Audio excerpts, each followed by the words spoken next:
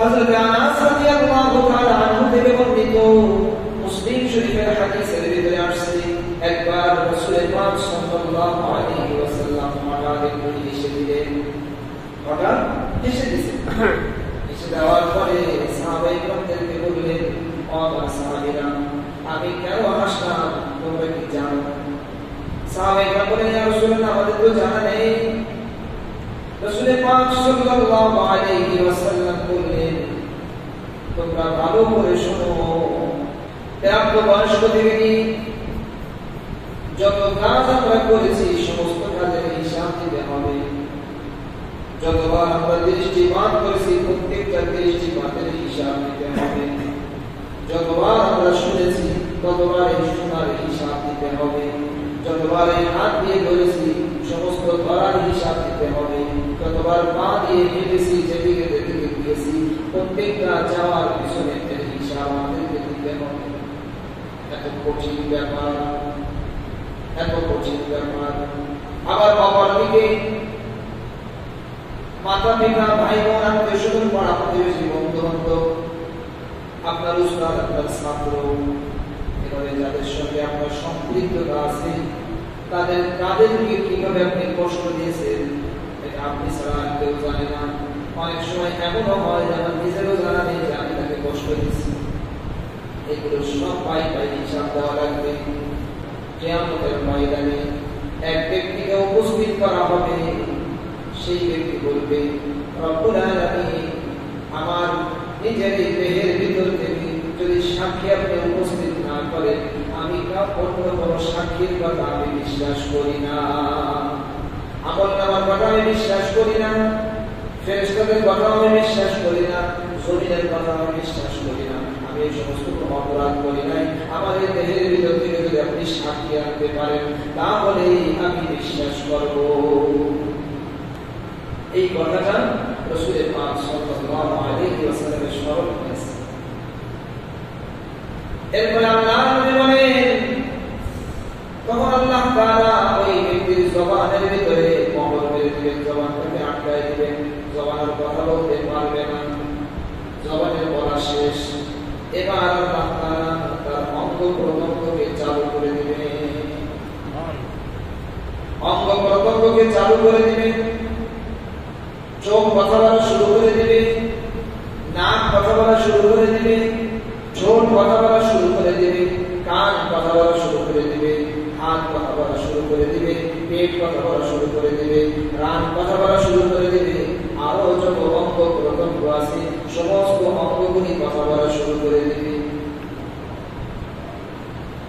কথা বলতেছে কার বিরুদ্ধে? নিজের বিরুদ্ধে। ওই ব্যক্তির নিজের বিরুদ্ধে। আমার অঙ্গ প্রত্যঙ্গ, আমার হাত আমার বিরুদ্ধে কথা বলবে, আমার চোখ আমার বিরুদ্ধে কথা বলবে, আমার মা আমার বিরুদ্ধে কথা বলবে, আমার মেয়ে আমার বিরুদ্ধে কথা বলবে, আমার চুল আমার বিরুদ্ধে কথা বলবে, আমার সমস্ত অঙ্গ প্রত্যঙ্গ আমার বিরুদ্ধে কথা বলবে, আপনার অঙ্গ প্রত্যঙ্গ আপনার বিরুদ্ধে কথা বলবে। বলে এটা কি সহজ ব্যাপার হবে না কঠিন ব্যাপার? এটা কি কম খারাপ লাগবে নাকি বেশি খারাপ? আজ আমরা দেখি যে কোনো একটা অপরাধ অথবা যে জিনিসটাকে আমরা মনে করি এটা অপরাধের কাছে আমরা জানাবো না, এটা আমরা থেকে লুকাই আমরা অনেক অপরাধ করে ফেলি।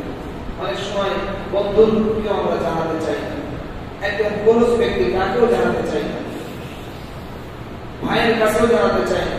ভাইয়ের থেকে গোপনে, ভাইয়ের থেকে লুকায় কোনো কাজ করে ফেলি, বোনের থেকে লুকায় কোনো কাজ করে ফেলি, স্ত্রীর থেকে লুকায় কোনো কাজ করে ফেলি, সন্তানের থেকে লুকায় কোনো কাজ করে ফেলি। এভাবে আমরা অনেক কাজ এমন থাকে যে কাজ আমরা আরেকজনকে লুকায় লুকায় সে কাজটা আমরা করি, ঠিক না? কিন্তু এখানে যাকে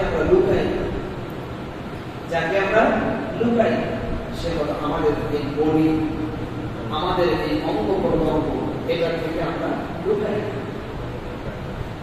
এই কথাটা অত্যন্ত দামি কথা এবং খুবই ভয়ঙ্কর কথা, দামি কথা এবং ভয়ঙ্কর কথা।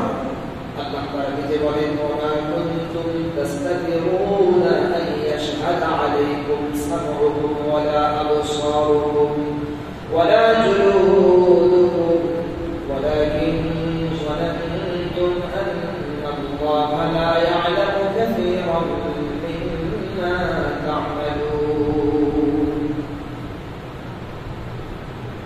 তোমরা এই ধারণা করে তোমাদের কান, তোমাদের চোখ আর তোমাদের এই যে ত্বক, তোমাদের এই চামড়া তোমাদের বিপক্ষে সাক্ষী দিবে না, এইটা মনে করে তোমরা তাদের কাছ থেকে কোনো কিছু লুকাও না। ওমা কুনতুম তাস্তাকিরুন, তোমরা লুকাও না, তোমাদের এই সমস্ত অঙ্গ প্রত্যঙ্গের কাছ থেকে তোমরা লুকাও না, তাদেরকে নিয়ে তোমরা কাজগুলো করো। চোখকে নিয়ে আমরা কাজটা করি, কানকে নিয়েই কাজটা করি, আমাদের চামড়াটাকে নিয়েই আমরা কাজটা করি, এগুলো থেকে আমরা লুকাই। চোখকে আলাদা রেখে আমরা কোনো কাজ করতে পারবো, আবার কানকে লুকায় রেখে, কানের কাছ থেকে লুকায় রেখে কোনো কাজ আমরা করি, আমাদের এই চামড়া থেকে লুকায় কোনো কাজ করি।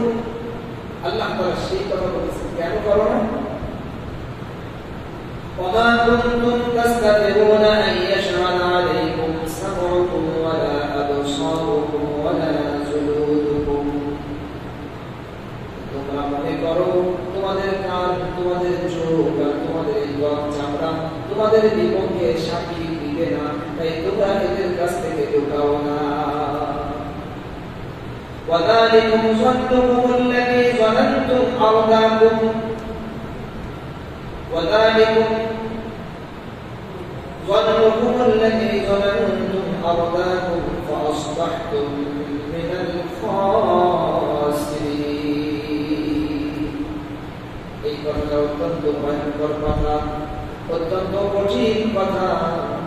তোমরা ধারণা করো যে আল্লাহ তাআলা অনেক কিছু জানেন না, তোমরা যা যা করো বলেন নাউযুবিল্লাহ, তোমরা যা যা করো অনেক কিছু আল্লাহ তাআলা যা করতেছে জানেন।